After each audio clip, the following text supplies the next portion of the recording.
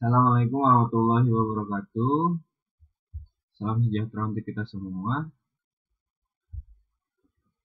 Kembali lagi bersama saya Muhammad Kaisar Alif Pratama. Sekarang kita akan mempelajari pendidikan agama Islam dan budi pekerti. Oh ya, semoga adik-adik dalam keadaan sehat dan lindungan Allah selalu ya. Apa sih yang akan kita pelajari? Yang akan kita pelajari adalah akhlak terpuji. Kan kemarin kita udah mempelajari kisah-kisah secara detail dari nabi-nabi yang tiga ini, yaitu Nabi Ayub alaihissalam, Nabi Musa alaihissalam, dan Nabi Isa alaihissalam. Nah, sekarang kita akan mempelajari nih akhlak terpujinya bagaimana sih. Terus contoh yang kita akan ambil apa sih gitu kan. Oke, apa sih yang akan kita pelajari hari ini? Hari ini kita akan mempelajari tentang Nabi Ayub alaihissalam. Kan kemarin udah kisahnya nih. Adik-adik sudah mempelajari kisahnya. Nah, sekarang apa sih yang akan kita pelajari dari akhlak yang kita bisa ambil dari Nabi Ayub alaihissalam? Nah, yang pertama itu kita memahami dulu nih kisahnya yang kemarin seperti apa. Lalu kita mengambil intisari dari akhlak terpuji dari kisah Nabi Ayub.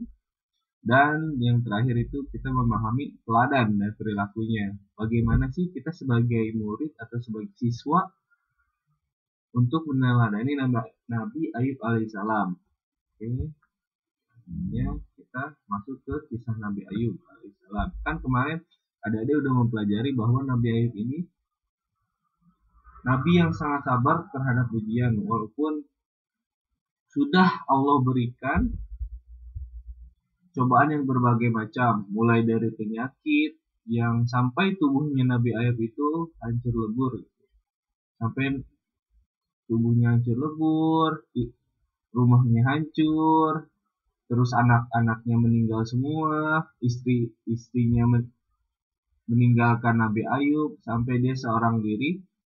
Tapi Nabi Ayub ini tetap sabar dan tabah dalam menghadapi ujian yang diberikan Allah. Karena Allah yang mengujinya. Sejauh mana sih Nabi Ayub ini kuat kalau Allah itu memberi ujian gitu. Ternyata setelah diuji, Nabi Ayub ini sangat sabar. Walaupun ujiannya sangat berat, mungkin kita kalau dikasih penyakit mungkin ada mengeluhnya gitu. Tapi Nabi Ayub ini sangat sabar sekali. Walaupun sampai tubuhnya, badannya itu udah nggak, kalau diimajinasikan, kalau digambarkan itu mungkin udah hancur banget gitu. Tangannya penuh nanah lah, kurus atau bagaimanapun, tapi Nabi Ayub ini tetap sabar dalam menghadapi ujiannya karena ketika itu iblis itu ingin menguji sekuat apa sih Nabi Ayub gitu, sekuat apa sih menantang Allah gitu, menantang Allah. Coba bagaimana sih, sesabar apa gitu Nabi Ayub itu. Kata Allah, ya coba aja, coba kamu uji. Akhirnya Allah mengizinkan iblis itu buat menguji Nabi Ayub. Mulai dari iblis itu membuat penyakit yang gak jelas terhadap Nabi Ayub, terus anaknya meninggal semua, rumahnya hancur, kekayaannya habis, peternakannya habis. Tetapi setelah ujian itu Nabi Ayub tetap sabar dan teruji. Dan iblis pun mengakui bahwa Nabi Ayub ini nabi yang sangat sabar dan tabah dalam menghadapi ujian. Dalam kisah Nabi Ayub ini sendiri. Nah, lalu apa sih akhlak yang terpujinya? Nah, kita akan mengambil akhlak terpuji Nabi Ayub itu. Nah, ternyata ada 4 nih esensi dari kisah Nabi Ayub itu sendiri. Yang pertama itu sabar, yang kedua itu tabah, yang ketiga dermawan, yang keempat rendah hati. Sabar dan tabah itu bedanya apa sih? Kalau sabar secara bahasa itu artinya menahan. Nah, Nabi Ayub kan menahan segala ujiannya, dan tabah itu artinya kuat dalam menghadapi ujian begitu. Jadi bedanya sabar dan tabah itu begitu ya. Jadi sabar itu bertahan terhadap ujian, sedangkan tabah itu kuat dalam menghadapi ujiannya apapun itu gitu.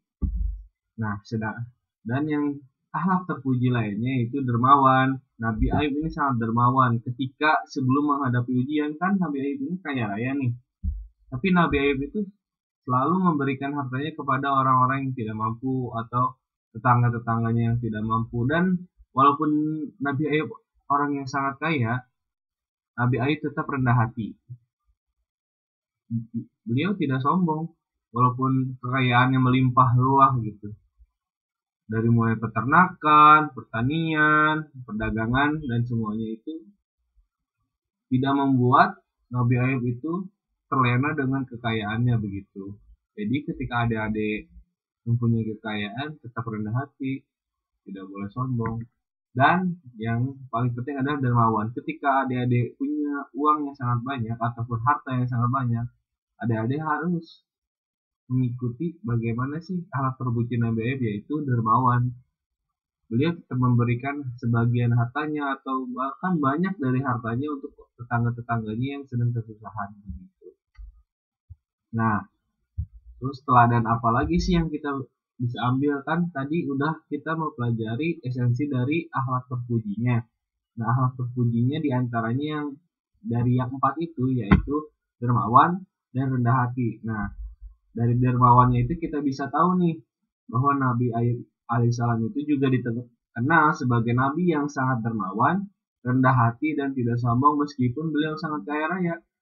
Hal ini ditunjukkan dengan kebiasaan beliau yang senantiasa menyantuni fakir. Kan tadi saya sudah sebutkan bahwasanya Nabi Ayub ini walaupun kaya raya, beliau tetap dermawan. Beliau tetap menyantuni fakir, miskin, dan anak yatim. Beliau juga sangat memuliakan tamu yang berkunjung ke rumahnya. Beliau menyuruh penduduk desa untuk mengambil hasil kebun dan ternaknya secara cuma-cuma tanpa memungut biaya.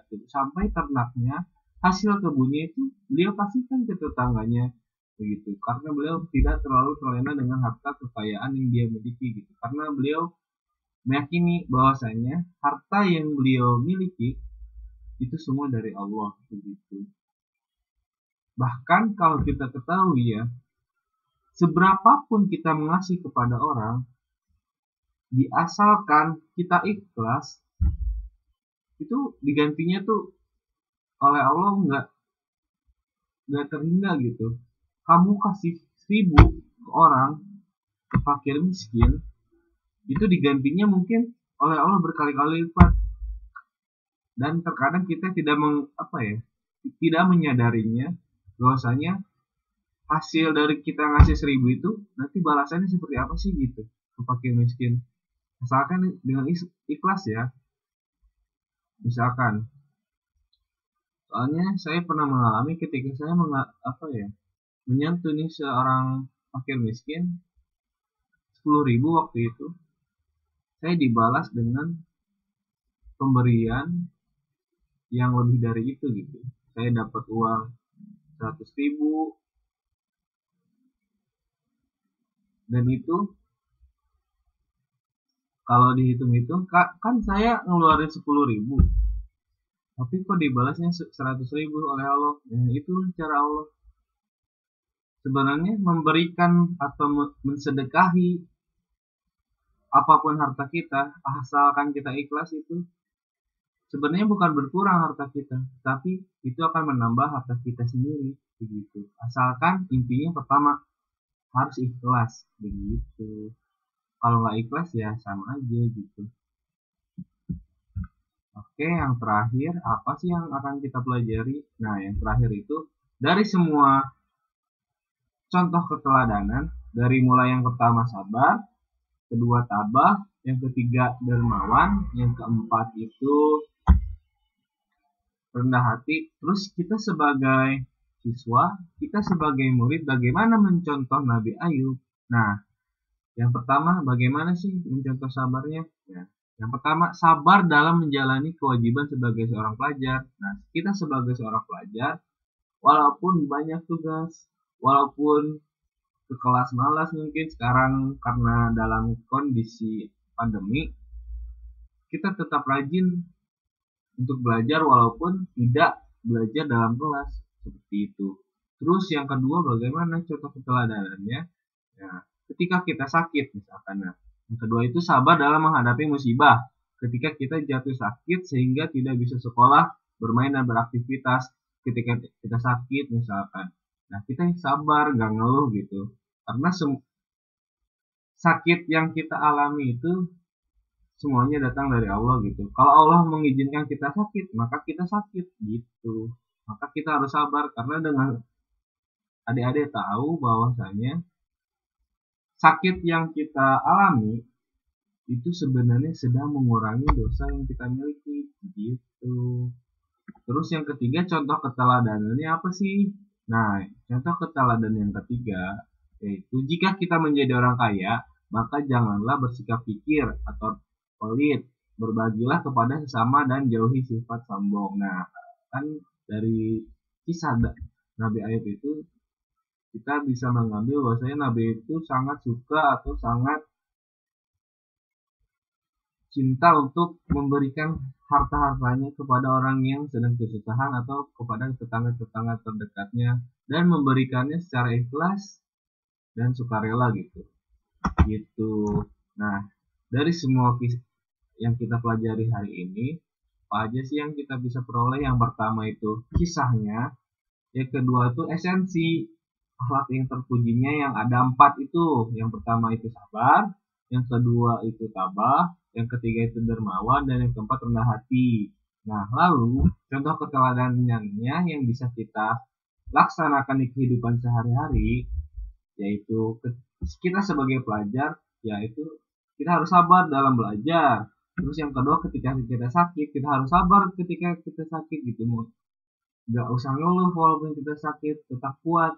Terus yang ketiga, ketika kita jadi orang kaya, maka kita tidak boleh sombong, kita tetap harus dermawan.